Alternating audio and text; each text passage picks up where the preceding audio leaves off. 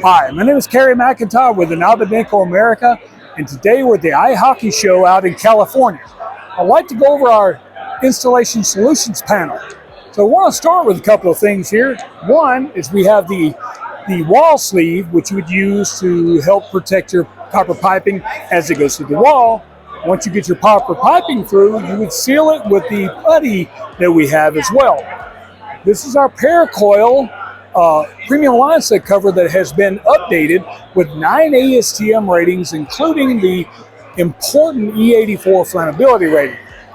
We've got our drain hose that goes along here inside of our premium line set cover, and you come down this way as you follow it, and right here is a DHB inline drain trap. So inline check valve, that right there is something that is actually code now. In 2015, the International Mechanical Code stated that either an inline check valve must be installed or a trap has to be installed on a mini split indoor unit. So that meets code today. Following the drain hose on down, we have a bug stopper down here that prevents insects from going up there making a nest wherever your drain is, causing you issues down the road. The condenser sits on top of player rock.